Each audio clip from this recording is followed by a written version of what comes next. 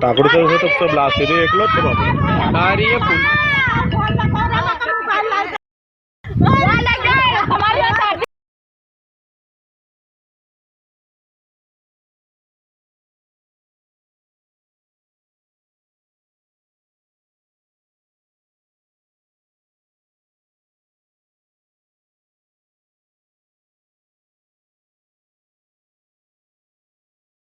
तो देखिए, महू में आमा चंदन के पास में एक जो सुतली बम बनाने वाली फैक्ट्री थी उसमें विस्फोट होने की खबर आई है। मौके पे जो एडिशनल एसपी हैं, एसडीएम हैं और भी अधिकारी वहां पर पहुंचे हुए हैं।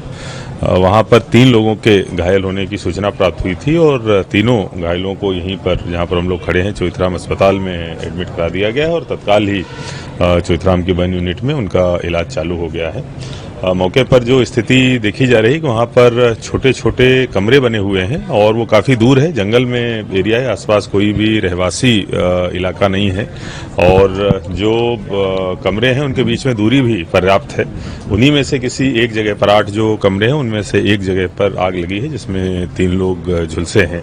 बाकी वहाँ पर देखने में आया है कि कई फायर एक्सटिंग्विशर तो रखे हुए हैं, लेकिन किन परिस्थितियों में विस्फोट हुआ, कैसे हुआ और लाइसेंस किसके नाम पर है, उसकी क्या स्थिति है, ये अभी जांच करी जा रही है। अभी हमारा पूरा ध्यान इस पर है कि जो तीनों लोग घायल हुए हैं उनका उपचार समुचित रूप से हो जाए, उसके बाद इन सारी चीजों की जांच करी जाए। घटना के बाद फिर इंदौर में सब कुछ जांच हुई थी, उसमें जांचों में भी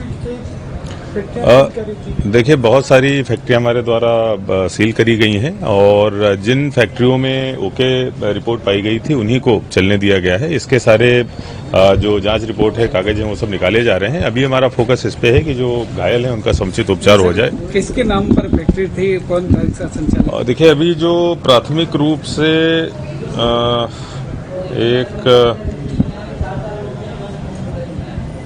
इसमें जो नाम प्राथमिक रूप से आया है शाकिर पिता बाबू खां, इनके नाम पर वो है। बाकी सारे कागज जो हैं इनका लाइसेंस का, रिन्यूअल का और इंस्पेक्शन रिपोर्ट निकाली जा रही है।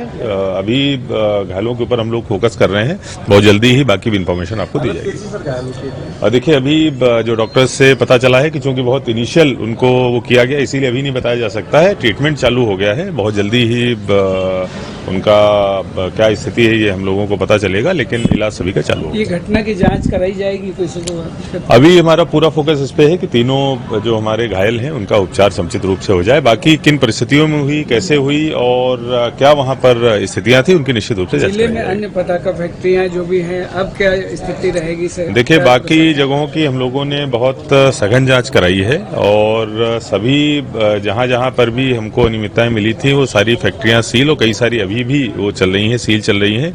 कुछ जगहों पर जहां पर सुधार कार्य संभव थे, केवल और केवल उन्हीं को बीच में वो किया गया था, खोला गया था और बाकी जगहों का भी लगातार निरीक्षण किया जा रहा है और ये सतत प्रक्रिया है जो आगे भी चलती रहेगी। तीनों की स्थिति क्या है अभी? तीनों देखिए, अभी मैंने जैसा बताया कि अभी डॉक्टर्स सभी कुछ कह पाने की स्थिति में नहीं है। अभी चूंकि इलाज चालू ही हुआ है, जैसे ही थोड़ा उनकी तरफ से हमें फीडबैक मिलता है आपको बताया जाएगा।